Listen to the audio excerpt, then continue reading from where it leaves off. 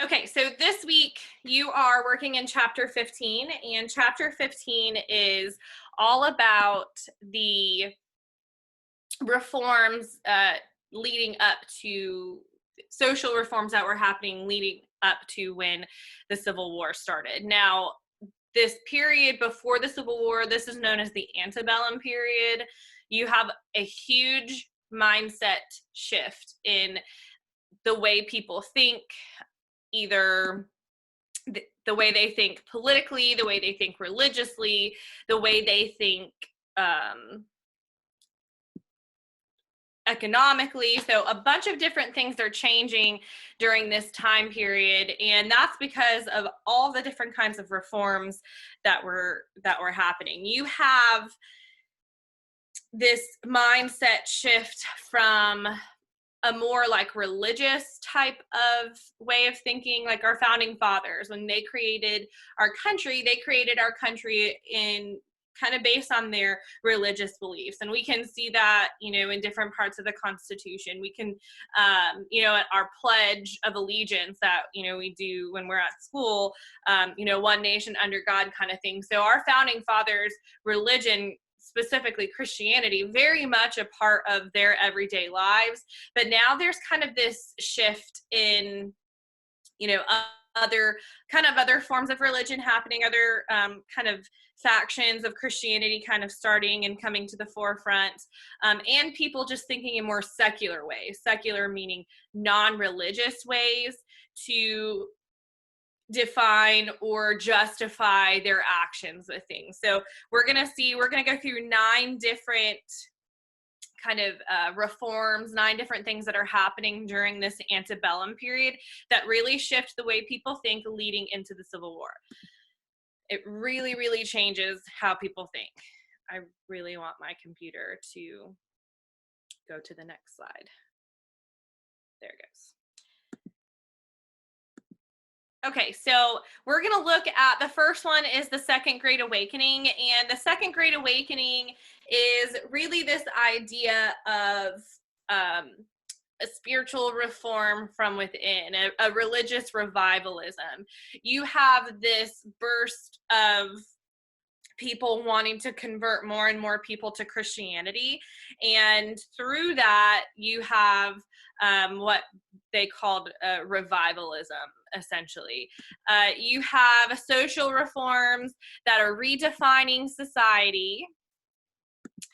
And these social reforms are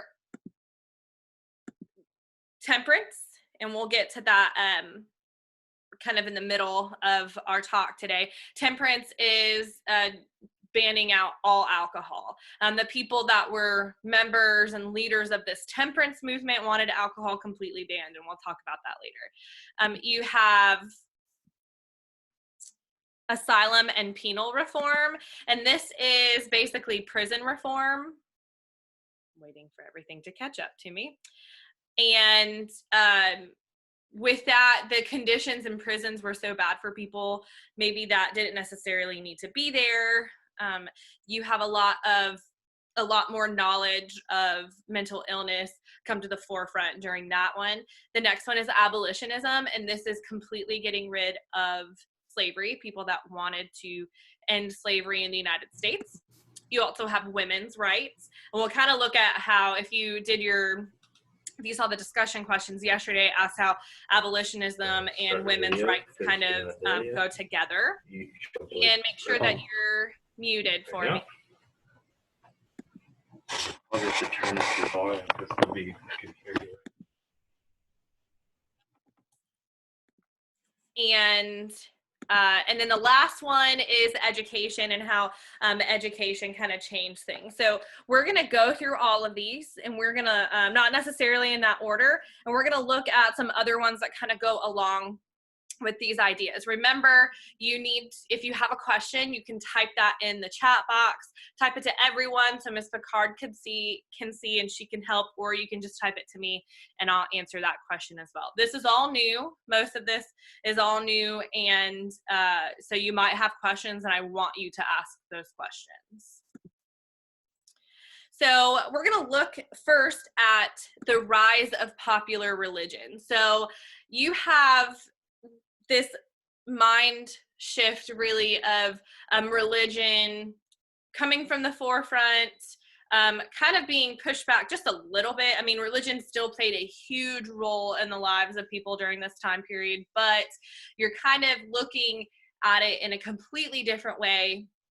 But other people looking into the United States, they just kind of see the reputation of the United States and what it looked like. Here you have a Frenchman. He says, in France, I had almost always seen the spirit of religion and the spirit of freedom pursuing courses diametrically opposed to each other, meaning religion and freedom didn't go hand in hand. But then he says, but in America, I found that they were intimately united and that they reigned in common over the same country. Religion was the foremost of political institutions of the United States. Again, this is pointing back to our founding fathers, the people that were in charge of starting our country. They were very religious. They really set the tone. They felt like they were setting the tone for the country as far as, you know, religion and things like that, and how our country was founded. And so someone from France seeing that, very different. I mean, you kind of see that too with in England, the Queen of England. She's the head of the church, but she's also the she's the head of the Church of England. Remember King Henry whenever we did that? And so, like, in the eyes of the Church of England, they're like the closest person to God on earth kind of deal. And so there's a lot of that kind of translates into the United States when they're forming it, except like the president is not a king and is not a god, or, you know, things like that, is not, you know, divine in that sense kind of thing. But those ideas of the beliefs, those translated into our political institutions. But now in the antebellum period, you have a lot of people that their mindset shifts into, you can't have slavery and believe in God because, like, slavery is not okay, like everybody's equal kind of thing. And so you have these opposing ideas that kind of form during this time period. Everyone in the antebellum period is really looking for the perfect society. They are looking to create the perfect society. They want everything to be perfect. They just want all of that. And so you have this idea of what people call the benevolent empire. Benevolent meaning giving. If someone is benevolent, they are very giving. And the idea here with this benevolent empire was wanting to create a whole nation of Christians through evangelism. So you had a lot of people start to travel and try to spread the word of God. And so you had traveling preachers that would set up these revivals, and we'll get to that in a second. But they would set up these traveling churches to hope to convert people to Christianity in hopes of creating this perfect world. It's not going to happen. There's not a perfect world, right? Especially in the early 1800s to the mid 1800s. We know we have a civil war kind of right in the middle of all of that. And so obviously we did not achieve perfection there. We also didn't achieve a whole nation of Christians. Something our country really prides itself on is that freedom of religion. You can practice what you want, but some people during this time period felt like if you converted everyone to Christianity, then the world would be as close to perfect as they could possibly make it. You have, during this Second Great Awakening, these revivals that I was talking about, you have some new groups that kind of form as well. The first one, you have these evangelical Christians. The difference here, these evangelical Christians, these are the ones that went out, tried to, preach and share the word and share the Bible to get people to convert. Of a revival meeting and kind of what it was meant to do. So his quote says, the ranges of tents, the fires reflecting light, the candles and lamps illuminating the environment to really convict people, where there was no way you couldn't think about what they were telling you. Maybe you didn't convert, right? Obviously their end goal was that you did convert and you did believe, but they wanted soul-shaking conversion, right? They wanted you to make a 180 in your life and turn from sinful ways and go towards believing in God and giving your life to him. And so here he describes, the types of situations that they would have, the environments that they would have, that there was no way you couldn't contemplate or think about converting. Maybe you did, maybe you didn't, but you definitely thought about it. The next group that formed during this time period were the Mormons. And Joseph Smith was their leader. And if I know through the years I've had students that were Mormons, so if there's something that I say maybe that's not quite right, please correct me. I want to make sure that I'm saying all of this right. But Joseph Smith, he was the leader. He was in 1823, he was given golden tablets. It's kind of like their rules and I don't know the best way to say that, but it's kind of like the rules that agenda that Mormons go by, and was told to go and gather people, make them part of this Mormon church. The Book of Mormon was kind of like their Bible, so the scriptures that they would teach and live by. Joseph Smith, unfortunately for him, he was murdered in jail. He was actually jailed for spreading, if I have it written down right, he was jailed for spreading what other people called false ideas, but really it was false ideas according to one group of people. And so this idea of freedom of religion didn't necessarily always happen during this time period. If you were different, you were persecuted. And that's what happened to the Mormons. There was a lot of violence against the Mormons, a lot of persecution. So what the Mormons decided to do was escape and move west from where they were in the east. So the types of things that would happen to Mormons, they might be beaten, they might be killed, they might be humiliated in the streets, literally food thrown at them, insulted publicly by the words that people said. And again, Joseph Smith killed for spreading what some people called, quote, false ideas. So after his death, the Mormon church, they decide to escape that persecution, to escape the violence, and they do go west, and they go to the Utah area today. So in the Utah area today, there is a large number of Mormons that still live there, but Mormons are all over. After Joseph Smith's death, a new leader emerges for the group, and that is Brigham Young. Maybe you've heard of Brigham Young before. There is a college out in Utah called Brigham Young University. It's a Mormon college. You can go there if you're not Mormon. Most people who are not Mormon don't go there, but you can if you're not Mormon.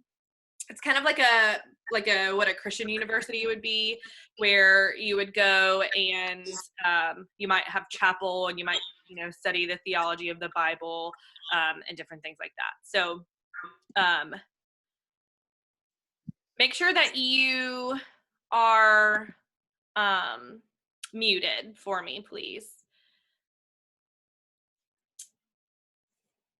But Brigham Young, he was the leader after Joseph Smith's death, and they moved to Utah. They created a discrete community, mainly because they didn't want to go through the violence that they had gone through before. It wasn't something that they wanted to recreate or have to experience again, and so they created a discrete community. Now, one thing I do want to say about the Mormons is, if you have heard of the Mormons, maybe you haven't, and I find that this is not as you know as much of a popular idea as it used to be when I first started teaching. It used to be that everyone who thought of Mormons thought that Mormons were all polygamous. If you don't know what polygamy is where you are able to have more than one spouse at one time. So there's TV shows like Sister Wives and different things like that. Just because you're a Mormon does not mean you're a polygamist, okay? And really, it's offensive to Mormons who are not polygamous, where they automatically assume that they have more than one spouse. That is a very, very small, faction of Mormons, and they're like completely different than what you would consider like the Church of Latter-day Saints, which, if I'm correct, people don't even like to be called that anymore. But the Mormons, they're still around today, still a group today that people are a part of. There's a Mormon church on Buck Lake Road, really close to Pedrick. Maybe some of you go there, but there's definitely, and there is a large group of Mormons in Tallahassee as well. So that's pretty cool that they're still there. Another group of people during this time period were the Shakers. And the Shakers are super interesting. They're very unique in their beliefs. And they're actually still around, but there's like 2 Shakers left today, and you're going to know why. I looked last year, and maybe there's not any Shakers left now, but the Shakers, their beliefs, the Shaker belief was a simple life. Everything is simple. You don't need a lot of ornate things. You don't need, decorations in your house. You don't need, ornate clothing. You don't need all that kind of stuff. And so the Shakers wanted to focus really on the gifts that God gave them and use those gifts to glorify him, to bring praise to God. The Shakers are unique in a sense where they believed in what's called dualism, meaning that God is male and female, that you have God and Jesus. Jesus is the male form of God, and that Mother Ann Lee, who started the Shakers, that she was the female version of God, and that she fulfilled what Christians believe as the second coming. And so she, as the leader and all of this, so your Shakers, they did not believe in they believed that Mother Ann Lee was the female version of God sent and fulfilling that second coming. They also did not believe in procreation, meaning once you joined the church, you were not allowed to have children. Which you're like, okay, well then how do you, kind of continue on the religion if you're not allowed to have children? So they adopted a lot of children and into the families that were a part of the Shakers. They wanted to focus more on God and the things that he wanted them to do, and take care of the people who were here and things like that. Now, also within the Shaker religion, you could, when you were 21, you got to choose whether you wanted to stay with the Shakers or leave the Shakers. So I don't have a percentage on the number of people who stayed versus the number of people who left. But today there's like 2 Shakers left, and they're in like Connecticut or something like that. Maybe Maine. I can't remember. But there's only 2 Shakers left. Again, if you're not allowed to have children and grow your families, it's kind of going to be hard to keep that religion going. But there are Shakers left. they would have shaker meetings. And these shaker meetings would consist of dancing, like what you see in this picture right here.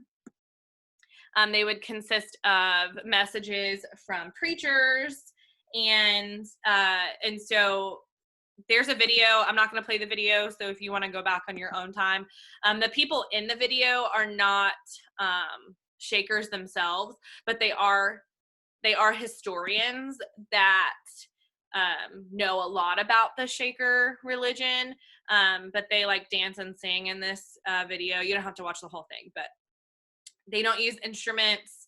They would use people's houses, and so like within your house, not having a lot of things in your house would really help with the messages and things like that. Okay, so again, the Shaker motto here was simple. So this is a Shaker hymn here that says, "Tis the gift to be simple, 'tis the gift to be free, 'tis the gift to come down where you ought to be." And when we find ourselves in the place just right, 'twill be in the valley of love and delight. When true simplicity is gained, to bow and to bend we shan't be ashamed. To turn will be our delight, till by turning we come round right. So they're talking about, turning to God and glorifying God and using your gifts for him as well. The Shakers being simple people, right? Here are some of the simple things for them. Their chairs would need to be hung on the wall. I always get the question, like, why is there a chair on the wall? There's a chair on the wall because you needed, if you're hosting church that week, you needed to be able to move things out of the way. So that's why that's there. The picture with the bed in it is an example of how they wouldn't have, you see no decorations on the wall, things like that. And then those would be just simple baskets that they might use for things. All right, this is definitely a new one. You have never heard of transcendentalism before, I guarantee it. Maybe you have, I could be wrong. If you have, that's awesome. But transcendentalism is, I've had kids over the years that have deemed transcendentalists like the antebellum hippies, essentially. So the idea of transcendentalism is to go beyond worldly thinking. You're a free thinker. You're thinking outside of the box. You're not thinking the way everybody else is. You're free from that, and you want to create an original relationship with the universe, hence where some of my students in the past have deemed them hippies. And so really the best way to think about it is transcendentalists, they think outside the box. But remember, they're thinking towards creating this perfect society, that we can achieve that if we do the things that I'm going to talk about next. So always go beyond. Transcendentalists say go beyond, be a free thinker, always go past where, to that next level where your mind is, go to the next step. Definitely think about, outside the box, and don't follow the crowd. Don't be a crowd follower, essentially. Transcendentalists believed that humans must acknowledge a body of moral truths that were intuitive and must transcend. The word transcend is like you're going beyond, okay? Transcend more sensational proof. So 3 things that transcendentalists always keep in mind every day. The 3 proofs. Number 1, the infinite benevolence of God. Remember, benevolence meant giving. So they're saying God is forever giving. God will always give, and just know that they'll do that. And this doesn't necessarily have to be the Christian God. This can be whatever God you think is God. All right, transcendentalists aren't necessarily Christian. A lot of people were during this time period in the United States, but you didn't necessarily have to be.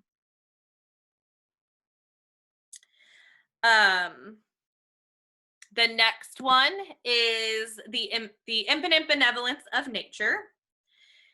And the infinite benevolence of nature, again, just like the infinite benevolence of God, is nature is always giving. Nature will always give you something, and you need to be able to accept that and take from nature what you can get. And then the last one is the divinity of man. Man is divine. Man is of God. Man is from God. Man could be, depending on where you are in your transcendentalist thinking, man could be God.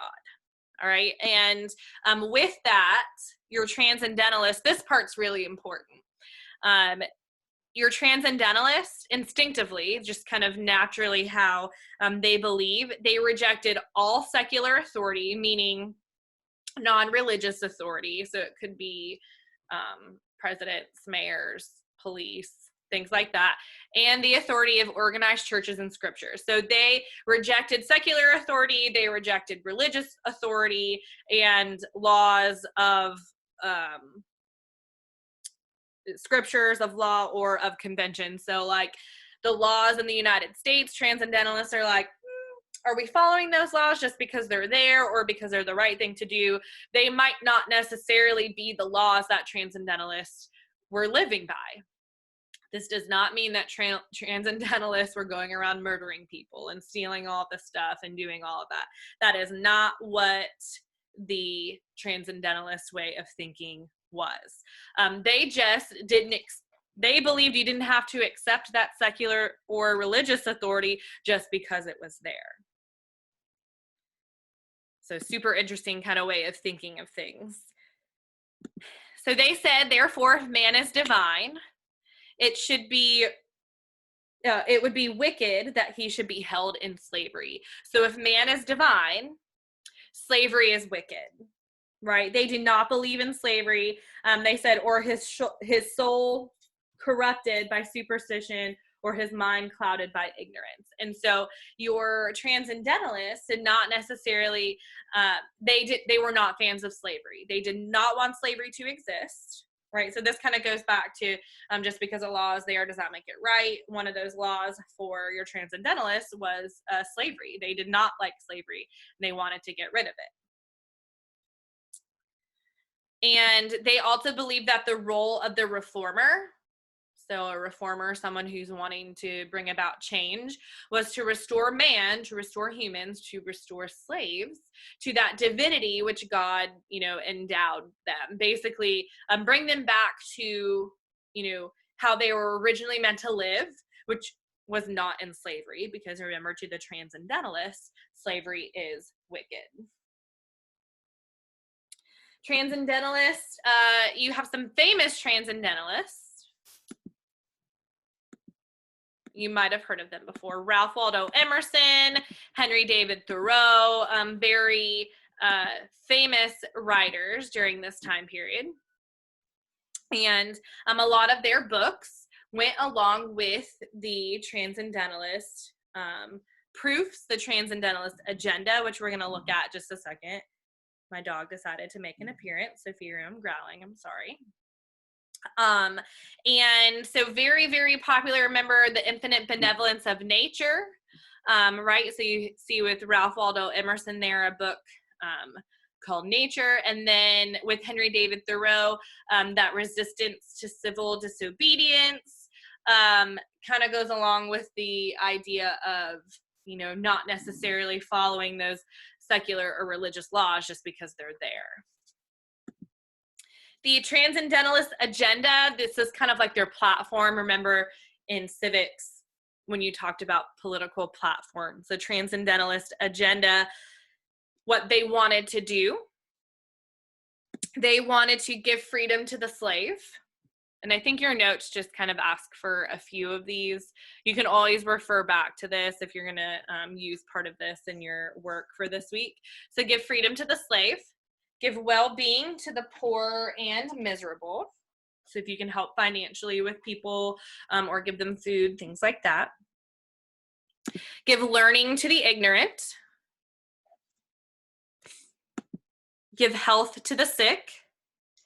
And give peace and justice to society. So again, The transcendentalists, even though they weren't necessarily huge fans of the secular laws, the laws of the land and things like that, they weren't going around just like wreaking havoc and breaking laws. While you have supporters of an idea, you also have critics of transcendentalism. One of those critics, one of the more famous critics, was Nathaniel Hawthorne. He was an author, and he believed, the transcendentalists, they're seeking, this perfect world. It's not necessarily going to happen. And he says that the pursuit of the ideal society led to a distorted view of human nature and possibility. So basically what he's saying is the world is not perfect. It's never going to be perfect. And you will continue to be disappointed if you think that the world will be perfect. He says, while the world is not perfect, it can still be good. And so you don't have to search out that perfection, but if you try, to be a good person and things like that, your view of perfection might change. It's not going to be perfect, obviously, but you can still live, a good life kind of thing. He said one should accept the world as an imperfect place.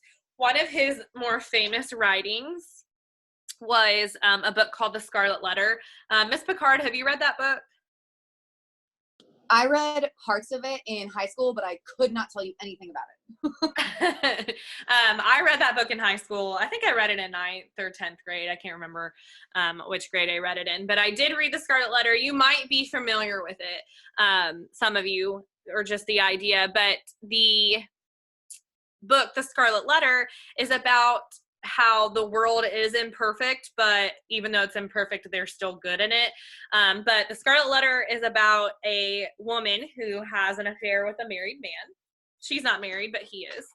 And in that time period, you could go to jail for that. So she goes to jail. The man has to pay like a fine, which is not fair, but she goes to jail. She actually gets pregnant by this man, and she has the baby in jail. She's able to keep the baby. As part of her punishment when she gets out of jail, she has to wear a scarlet A or a red A on all of her clothing, so that everyone in the whole world from now on knows what she did. And that A represented adulterer, right? And so people is sorry, I was reading a message from a parent on Remind. People treated her badly. Nobody really gave her a chance as a person. Everybody thought she was a terrible person. Just because she did that didn't mean that it needed to ruin her whole life. She does end up moving to a different town. I'm not going to ruin the end of the story, but you can read it if you want to. But again, it's giving that idea that the world is imperfect. Don't expect it to be perfect, but there can still be good in the world, even though it's not perfect. It's a great book. I remember it. It's written, the language is kind of hard, though, because it's written in like the 1800s, so it's not written in the way we talk today, so it might take a little bit longer to get through it. All right. The next one, as we're talking about these perfect societies, a perfect society is a utopia, right? Utopian communities. This was, during the time period, this was what everybody was striving for. We were going in the complete opposite direction of that politically. We know, sorry.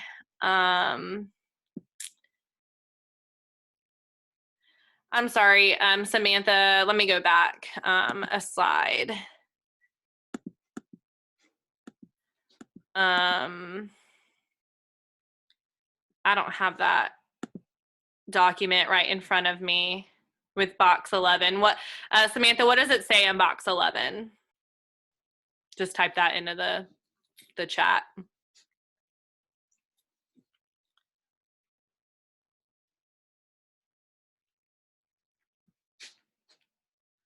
Uh-oh, sorry, y'all.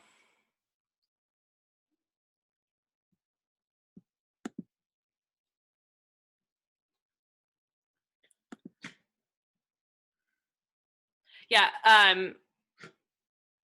What does it say on the side, Samantha? What does it say?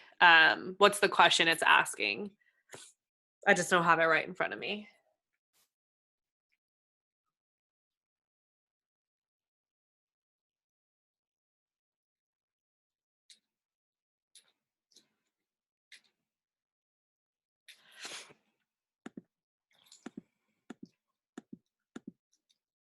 I'm pulling it up, Samantha, so I'll get there in just a second for you.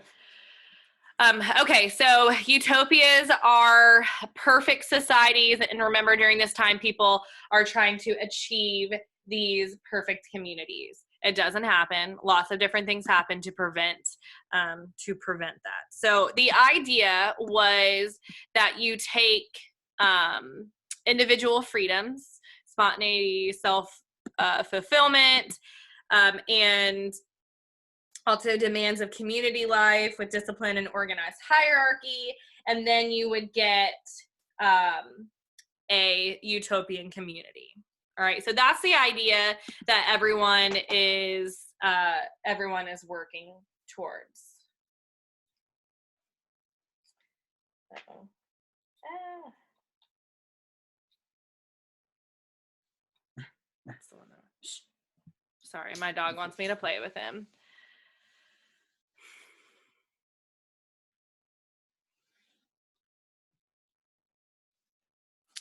George Ripley was one of the people that tried to, number 11, Samantha, box 11 was the Transcendentalist agenda. So it was the 5 things that were up there.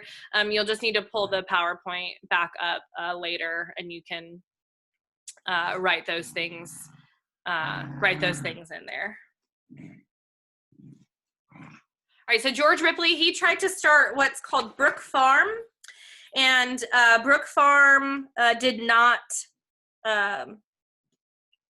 survive because they didn't have enough money. So obviously it takes money, it takes land, different things like that. They didn't have enough money. Robert Owen, he also tried to create what he called a village of cooperation. He was actually from Wales over in Europe. And so he believed that with any utopia that you're responsible for yourself. So, but that you also had to work to help provide for everybody else. His utopia was called New Harmony. These were his original plans, kind of like a fortress almost kind of deal. So like build walls around your community, just your community lived there. This is what it looked like. No walls there, but they were able to build that community. Their utopia didn't work. I'm not really sure. I don't have it written down in my notes why. Their utopia didn't work specifically, but as humans, utopias are never going to work. We're not perfect beings, and so the perfect society won't happen. New Harmony, Indiana today, it's a little like bed and breakfast place that you can go to. So you can go, I think it's a bed and breakfast. You can go and what is happening? I'm sorry, y'all. I don't understand. You can go visit New Harmony. Oh my gosh. I apologize, y'all. Okay. So the next one, this is a really interesting one too, and this kind of is on the forefront today as well. But the next one is penitentiary reform. And so penitentiary reform is referring to the changing conditions of prisons, the changing conditions of mental institutions, or really creating mental institutions. That's not really the right term today. That's, what they would say back then, but creating hospitals for people who have disabilities to go to and get the right treatment. So the person that was on the forefront here of penitentiary reform was Dorothea Dix. She also is a very is a name in education that is really important to us because of what she did with special needs for people who might have learning disabilities. So she was a school teacher that wanted to improve prisons and asylums for the mentally ill during the 1800s in general, and really further on from that, a lot was not known about mental illness, and you would have people who had disabilities, mental disabilities, learning disabilities, things like that, physical disabilities, all those types of things were kind of looked on in society as like, ooh, we don't want, if you had someone in your family that you didn't, that had some kind of disability, it wasn't really acceptable for the rest of the world to know, which is kind of sad and terrible in that sense. But it was not a lot was known about mental illness. And so this kind of brought a lot to the forefront. You had a lot of people who were imprisoned that had mental illness that didn't know why they were there. They didn't know what they did. They didn't understand law. They didn't know they broke a law. And so, and then you also had a lot of families, because it was so kind of socially unacceptable, that just chose to kind of put their family member in an institution, an asylum is what they called it, for, so they didn't have to take care of them themselves. And so Dorothea Dix, what she did is she went about changing those conditions and bringing to the forefront mental illness and the types of treatments that people actually needed. So the next box, the conditions that she saw when she went into these prisons, she saw that people had little to no food or clothing. Just because you're in prison doesn't mean you needed to be treated like an animal. And that's how she really felt, maybe worse than an animal here, that people were not getting proper treatment, especially to her, especially the mentally ill, people with disabilities. She saw prisoners chained to walls. Not necessarily a bed, not necessarily a cot, not necessarily any of those things, unheated cells. And think about it, she was a school teacher and she lived in New York. And so unheated cells in New York in the wintertime. Anybody want to go do that? No, thank you. And then she also saw people with disabilities, mentally ill prisoners, that shouldn't be in there, that they should be somewhere else where they should be getting the treatment that they deserved and should be getting. Her goals with visiting these prisons, obviously, was to change them. She wanted to educate people on mental illness. She wanted people to know that obviously it wasn't anything that they could control. And it wasn't anything to be afraid of, and that people needed specialized treatment. She wanted people to get the treatment that they needed. This picture here, I hate the wording because this is not the wording that we use today, but in, the 1800s, someone did have a mental disability where, they couldn't think for themselves, or they didn't necessarily think the way the rest of the world, quote, wanted them to think. They were known as lunatics. And so that's why it says lunatic asylum there. We don't use that word today. We might use it in a joking way, but we do not refer to people with disabilities in that way. We would say people with, disabilities. And you always want to be person first. You never want to say, oh, that handicapped kid or whatever. You always want to say, that person with, whatever. Their disability does not define them. So don't have that first there for them. She also wanted to, like I said, provide specialized treatment for people that needed it. And just overall better conditions for people in prison and people in those asylums there. A lot of what we do in schools today was started because of the work of Dorothea Dix and her wanting to change the way people were treated who had disabilities. So it's a really cool thing. there with that. I can't remember if someone did their history fair project on her or if she was one of their options they were thinking about with that. But she was a leader in the forefront of what we call like exceptional education, ESE kind of thing. And so she's a really great person, breaking barriers in that sense. All right, the next one, you had the temperance movement. And like I said at the beginning, the temperance movement was all about the ban of alcohol. So the American Temperance Society, they wanted to ban alcohol completely because they called it the demon rum. And these were leaders, and they're Francis Willard, the Beecher family. They would go speak out against alcohol, speak out against all of those types of things. They said it alters your mind. They said by drinking, it makes you make bad decisions. If you think about it, everything they're saying is not wrong. And that scientifically we know that it alters your mind. And then by drinking, you know, here's the religious part. Remember, religion played a huge role in the lives of people.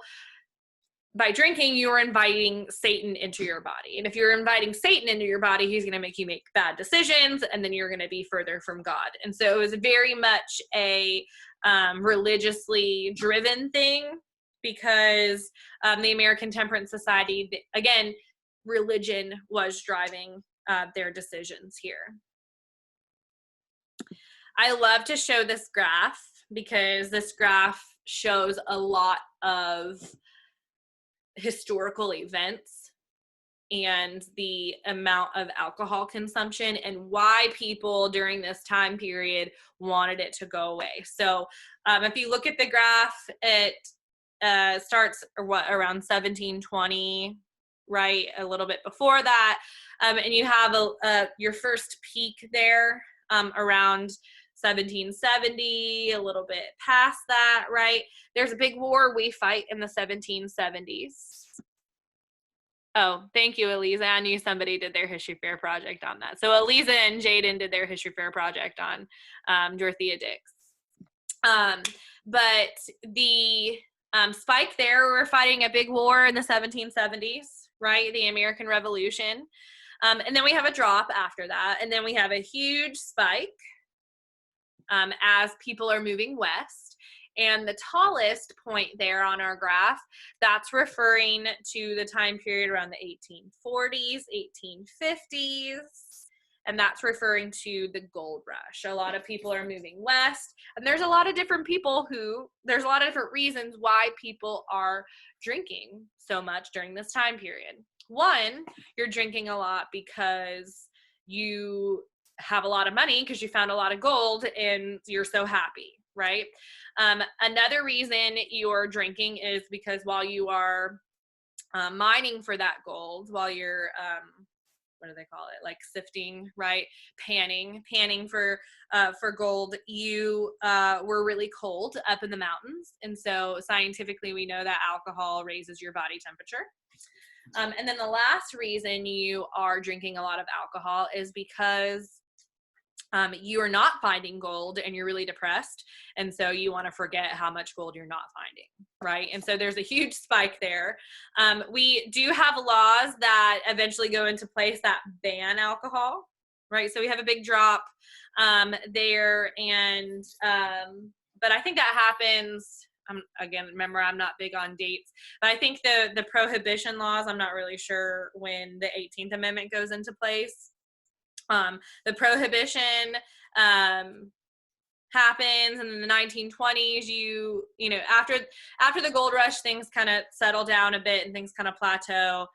You see near the end of the graph, you have a spike there near the 1970s. That's probably after the Vietnam War kind of thing. So just different events would affect alcohol consumption. I just really like this graph. Yeah. I have a spectacular short story about a temperance movement woman. Her name was Carrie A. Nation, and she was known for going into like bars and saloons and alcohol establishments And a lot of temperance movement people were very like, oh, hey, we're going to give you leaflets. We're going to give you buttons. She would go in with an axe and rocks, and she would just start throwing rocks at all the bottles on the wall, and she would like use her axe and break the counters. She got arrested like 9 times. And as she would be arrested and carried from the places, she would be like, oh, this is what alcohol does to you. And people would be like, you're the one throwing rocks. That's awesome. That is awesome. But so the sober person was doing that, not the drunk people? Yeah. And she was like, this is what it does to your body, and would like break everything. She was so neat. That's hilarious. That's a great story. I'm going to put that up in the noggin to tell that. What was her name? Her name was Carrie A. Nation. Like A was her middle name, her middle initial. Yeah. Sweet. Okay. So I really like, I was thinking we were further along. This is usually a like 2 to 3 day note session, and so we're just kind of motoring on through. Thanks for sticking with me, y'all. Remember, if you have questions, put those in the chat, and I have that up, and when I get to it, I'll look at that there. So education reform, you're getting right here. Miss Picard and I, as teachers, have to take like a small portion of like the history of education. So you're getting like college level stuff right here. So you can go brag to people that you're about to get like college level courses if you want to. I don't know if you care that much, but here we are. So your education during this time period changes a lot. It changes from more religious training, where the boys would be the ones that were getting most of the training, to now a more secular education. So non-religious, where you're learning, kind of like today, right? Thank you, Ian, for the prohibition tidbit there. But kind of like today with you guys, you don't go to school for religious training. That's not what we're about at our school. Now you can, if you want to, you can go to religious school. Like my husband, he went to North Florida Christian. His parents paid for him to go to private school. And so he got our secular education, our math, our reading, our social studies, things like that. But he also got, religious education as well. Now he didn't go like to be trained to become a preacher, but he did get that religious training. So today, public school is about secular education, but you're learning, you might learn about a bunch of different religions as well. That's cool, Chase. Chase's, if you haven't seen the chat, Chase's old school was religious training. Massachusetts has always really been on the forefront of public education reform. They're very, what you would call like progressive. They're kind of the first to try out new things. They're one of the states that's very close to the top of the states that have better education. They were the first state to actually establish a tax to support local public schools. But by 1860, this is a really cool thing for the United States. By 1860, every state offered free public education. What's not cool is that it wasn't to everyone. It was only to white people. And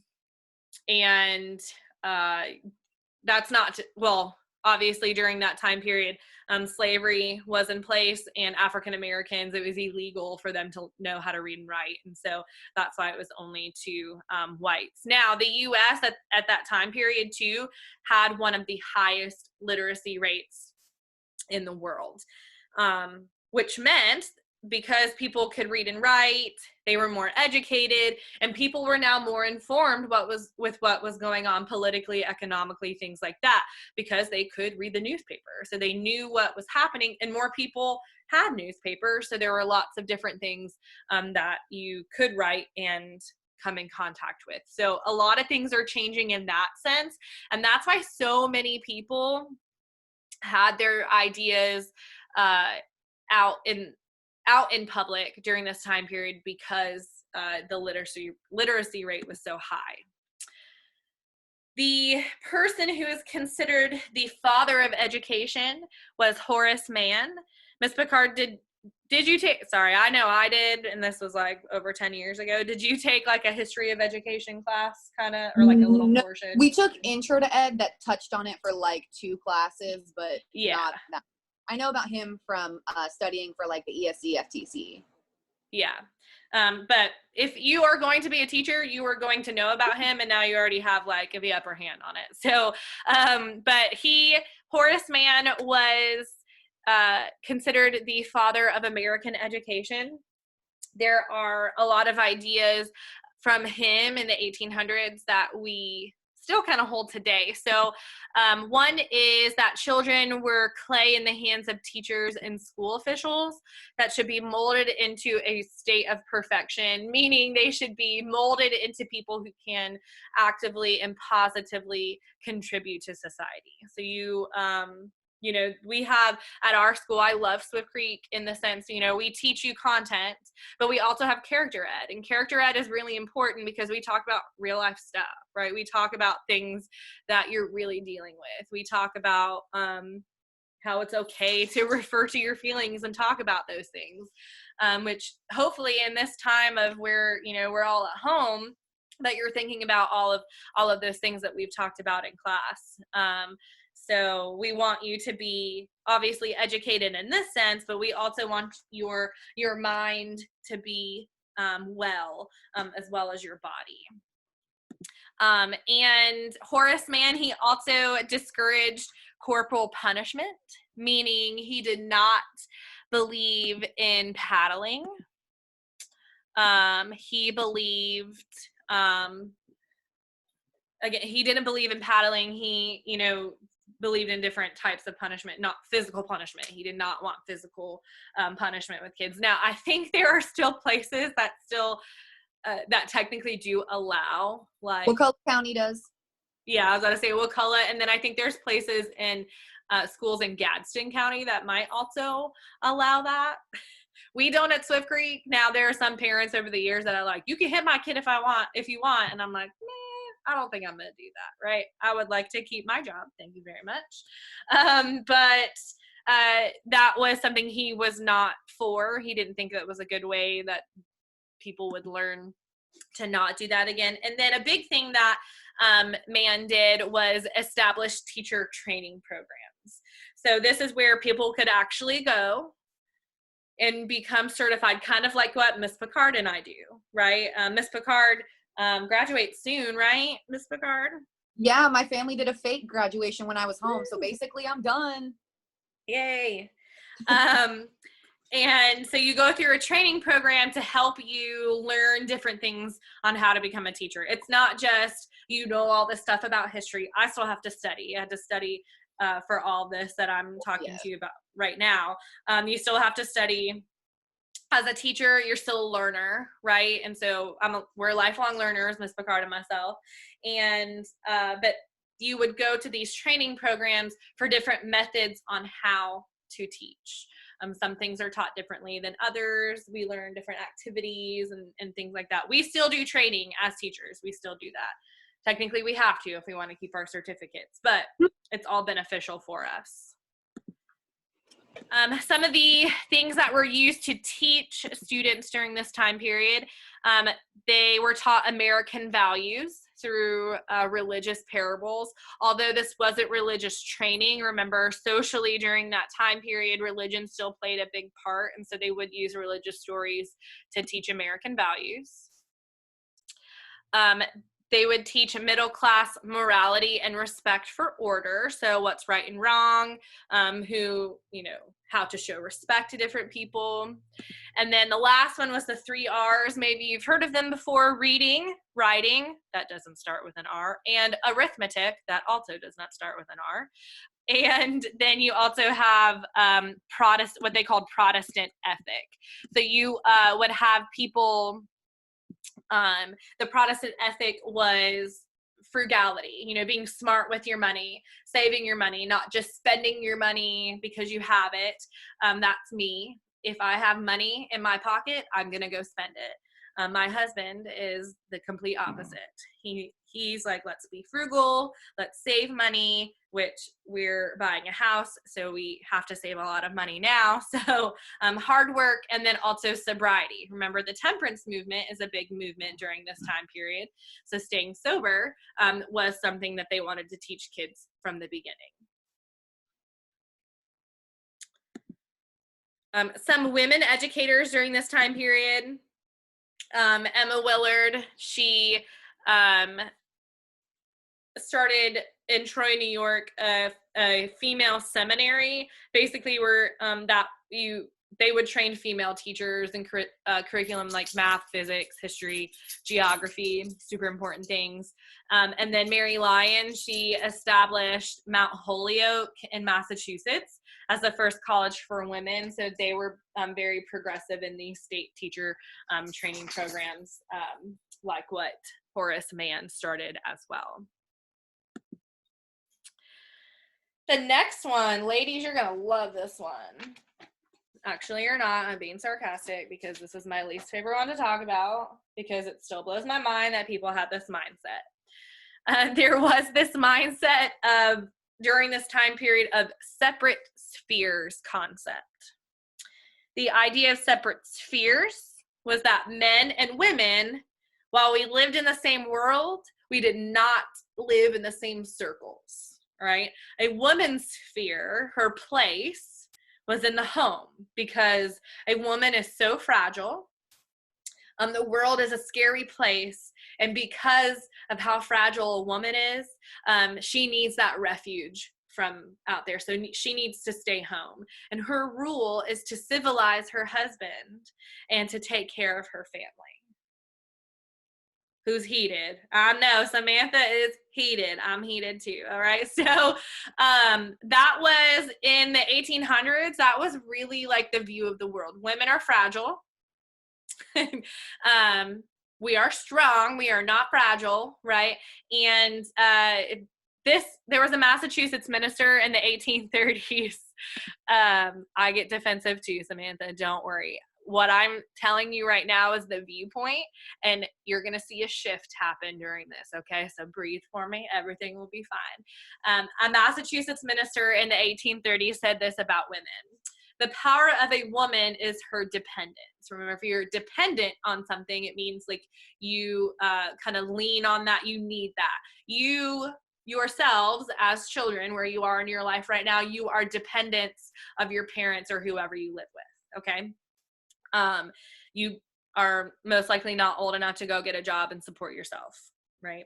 A woman who gives up that dependence on a man to become a reformer yields or gives up the power God has given her for her protection, and her character becomes unnatural. So basically he's saying any woman that is stepping out during this time period and speaking out for women's rights, speaking in public, is doing any of those things, it's unnatural.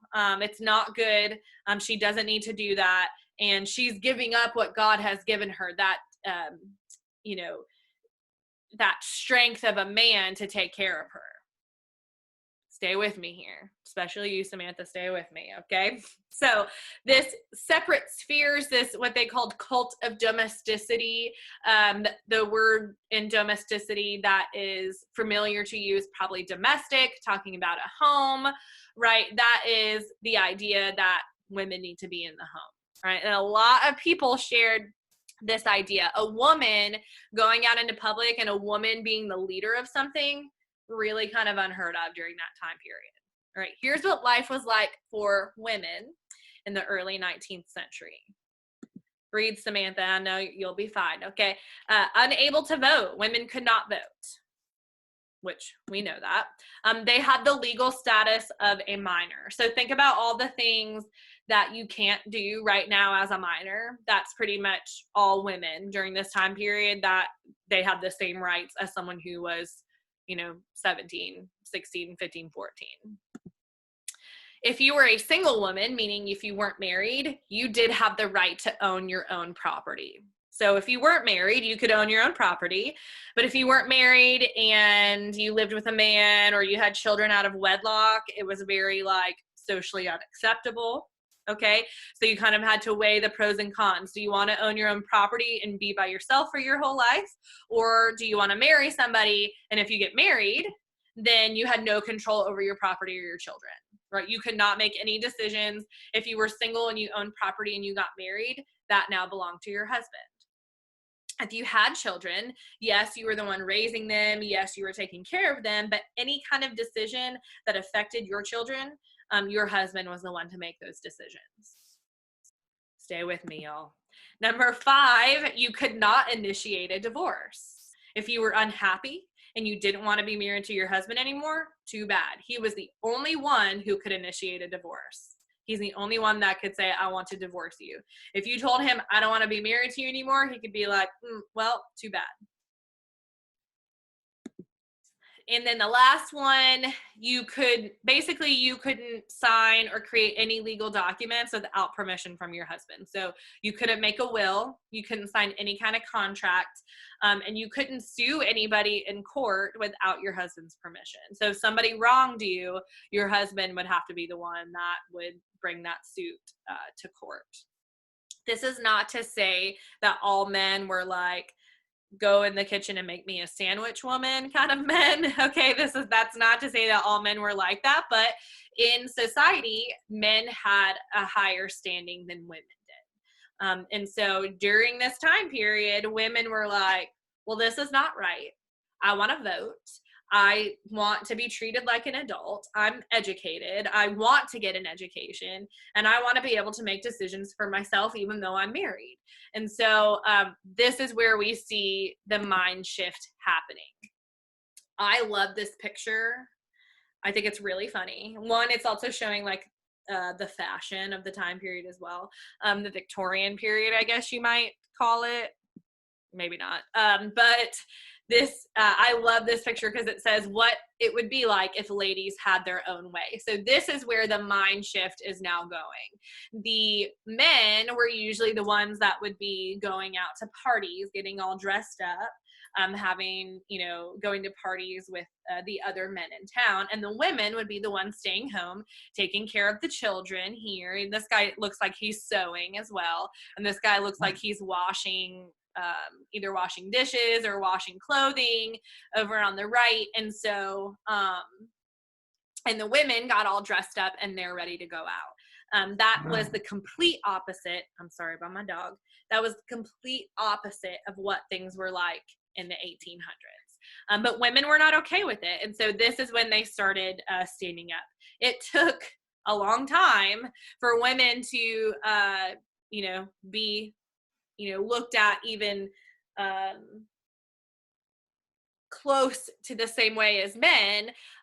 They worked for a really long time, but you did have a lot of women, and this kind of points to one of your discussion questions this week, that looked at this cult of domesticity, this separate spheres idea, and that women, their place is in the home and they needed to stay home, and equated it to slavery for women. And so the Second Great Awakening really inspired women to improve not only their standing in society, but also the standing of enslaved African Americans. So free the slaves, but also like free women. Let women also have a say and a role in society.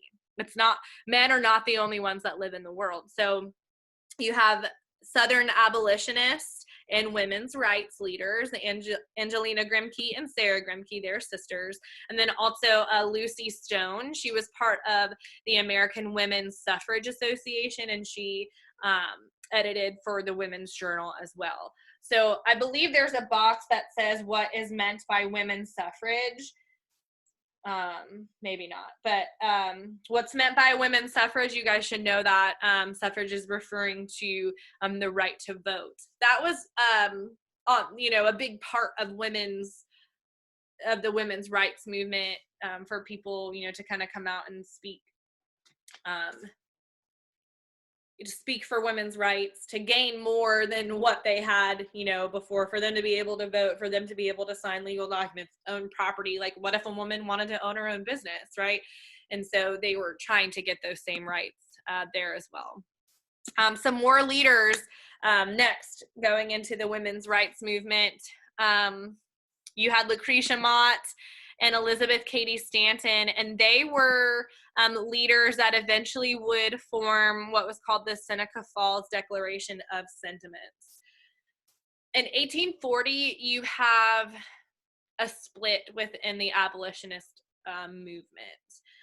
There were abolitionists that did not believe that women should have a role, that women's rights did not coincide with the abolitionist movement. And so the abolitionist movement kind of splits. And sadly, I say sad, I don't mean it that way. What happens is the abolitionist movement during this time period, the antebellum period, actually gets steam, and that gets pushed to the forefront, and women's rights kind of gets pushed behind a little bit. But you do have women's rights conventions all over the world that are still happening. Lucretia Mott, Elizabeth Cady Stanton, they have one in the United States, Seneca Falls, New York, I believe it's in New York. And they create basically a declaration for women, their declaration of sentiments, that's saying this is how we feel, and this is what we want. And these women, what they declare, and all the women who go to this convention and they sign this declaration of sentiments, they say, we want the same rights as men, and we want you to end discrimination against women. It was a lot thrown at our government at one time, and so gradually, obviously, we would get there with women being able to vote and things like that. But things are still a work in progress in certain areas, in certain professions, different things like that. So along, with, sentiments that people have about African Americans. And so while we have come a long way, obviously there's still more to go, but these women really brought women's rights to the forefront during this time period. So after the Civil War is over, you would still see a push in the early 1900s as well for women's rights. Okay, the next one, we're getting close, y'all. I guess the last one, the abolitionist movement. And the abolitionist movement was the movement to try to end slavery in the United States. And this actually started long before the Civil War happened. You have different societies that begin, and you have different views on how to get rid of slavery. You had two different views. You had the view, well, we'll get there on the next slide, sorry. In 1816, you have the American Colonization Society, and the American Colonization Society created a gradual and voluntary emancipation program for slaves, meaning gradual, over time, slow, voluntary, meaning you didn't have to free your slaves if you didn't want to, but you could, area or idea of getting rid of slavery. The abolitionist, I'm tripping over my words here. The American Colonization Society, what they did is, with this gradually freeing of slaves, voluntarily, of course, they weren't telling anyone they had to free their slaves. What they wanted to do was create a free state in Liberia, West Africa, where all the people that were freed by their slave owners could go and live. So basically it was like, we want you to be free, but we don't want you to live here. And so they would take all these newly freed African Americans and send them over to Africa. I believe at this point, or close to it, international slave trade is illegal. And so there wasn't really the threat that those people that they sent to Africa to Liberia would be taken back to the United States. There was in the North at this point too, there's not really a real anti-slavery sentiment They're just the North's kind of doing its thing, the South's kind of doing its thing. And so they're not really worried about what's happening with slavery. And it was kind of like a taboo or socially unacceptable thing to talk about, to take a stance on slavery, leading, until 1860, which it still wasn't good, but our country was on the road to civil war anyway. But you had two ideas of getting rid of slavery. You had the idea about gradually getting rid of slavery, and then you had the idea of immediately ending slavery just all at once. And there were different arguments for each. Gradually, people said if we got rid of slavery gradually, economically, it wouldn't hurt as much. And then immediatists were like, well, slavery is not about economics, it's about people and humans, so why wouldn't you want to give humans those rights? And so those were the two viewpoints on that. One of your white abolitionists on the forefront was William Lloyd Garrison. He was an immediatist, and he believed in immediate emancipation, so immediate freedom for slaves with no compensation to the slave owners. He's like, because a lot of slave owners are like, well, if you're ending slavery, then you need to pay me for, the slaves that I did buy. And the government obviously did not, have money to do that, nor did they really want to do that. And so, but William Lloyd Garrison was like, no, you don't deserve compensation. And he said slavery is not a moral, is a moral issue. It's about what's right and wrong, not about how much money you're making. So he wanted to get rid of slavery altogether. He was someone who was able to get his ideas out in the forefront very quickly because he owned a newspaper. It was called The Liberator. Its very first issue was January 1st, 1831. I'm not really sure how long it lasted, but the word liberate, or a liberator, is someone who frees others. And so he wanted to be a liberator. He wanted all of those African Americans to not be slaves any longer. But he was able to get his views in public whenever he wanted. Another person, or some other white abolitionists, you have Lewis Tappan, Arthur Tappan, and James Birney. James Birney actually started the Liberty Party, one of the third parties that would run for president. Obviously, they wouldn't win, but their stance was to end slavery. They did not support slavery. They made it very much known. Again, not really socially acceptable during that time period. People just kind of wanted to ignore how dividing slavery was. And so if you talked about it, everybody was like, oh no, we can't vote for them. They're talking about slavery. Another person, Frederick Douglass, you might have heard of him before, very, very influential in the abolitionist movement. He himself, escaped to freedom with fake papers that he got from someone. He taught himself how to read and write. I think he did learn some from his slave owner's wife, did teach him a little bit, but he kept, educating himself. He was an advisor to Abraham Lincoln during the Civil War. And during and after the Civil War, he actually helped write legislation, develop legislation that would help give African Americans rights within the country. And so he was very influential. He's one of the first African Americans that was elected to political office. I don't know, he's go and read more on him. I wish we could spend more time on him during our discussions. Another person influential in the abolitionist movement, Sojourner Truth. Her real name was Isabella Baumfree.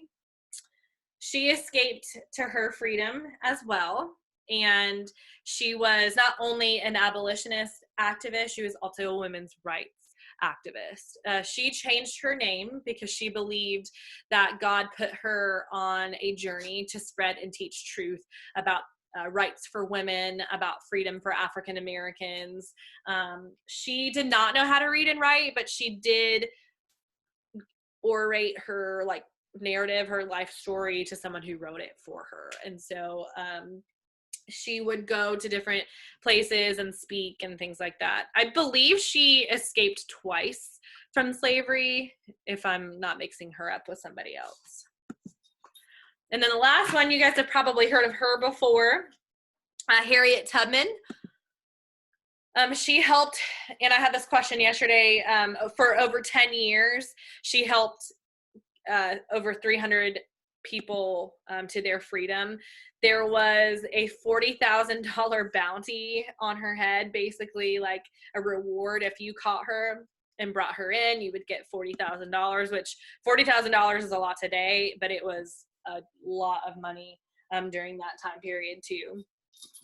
During the Civil War, she served as a spy and a nurse and a soldier for the Union. And she worked to free those slaves, she worked on the Underground Railroad. Every year I get the question, or I have a student that has a revelation that they thought the Underground Railroad was an actual train, but you guys have never learned this before.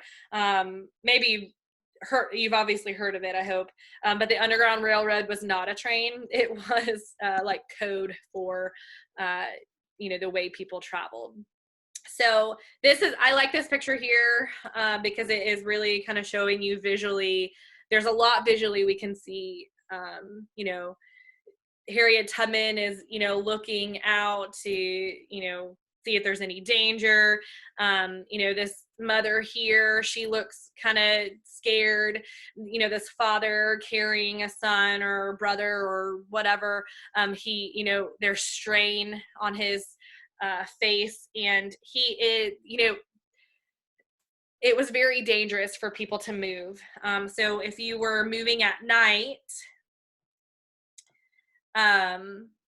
if you were moving, you had to move at night so that people couldn't see you. And it was just safer to move at night there. But the Underground Railroad, here you see a bunch of different paths to the north leading from the south. The areas in green there had a higher density of slaves than the other areas as well. But these were the paths that some people would take on the Underground Railroad. And then here are the parts of the Underground Railroad here. The conductor would be the leader of the escape. So Harriet Tubman was considered a conductor. Your passengers would be the escaping slaves. The tracks would be the routes taken. So that map that we just looked at, that would be those arrows. The trains would be the vehicle used to transport escaping slaves. So it could be a wagon, it could be a boat, it could literally be a train. It just kind of depended on the path, where you were coming from, where you were going to. And then the depots were safe houses where people would stop and rest and sleep. And you were usually in these safe houses during the day, because remember, you were moving at night. These safe houses could be people's homes, it could be people's businesses, it could be churches, it could be anything. And you were putting yourself at risk as well if you were helping slaves escape, because you did have fugitive slave laws, and these fugitive slave laws would allow people to come and get their slaves that escaped to the north and bring them back to the south. Okay, so that is, thanks for sticking with me a good hour and a half here. I really appreciate that for you guys. I did record this, so I'll put this up since I got from the beginning, and you guys can refer back to this if you need to. You can fast forward. The PowerPoint is up, all of that. Please make sure you talk to your friends. Make sure they check in with me. If they didn't do Zoom, they can email me or go through Remind. I miss you all. I love you all. And I look forward to getting your work in this week and talking with you more next week. I'm going to, in just a minute, start the question and answer for the week. I sent that Zoom meeting in your email as well. So if you have any questions, you can come in there and ask me those questions. I'll just have that up so that you can see. So if you can just pop in if you want to. And if not, I'll see you guys next week. I'm going to go ahead and end the meeting now. Bye, y'all.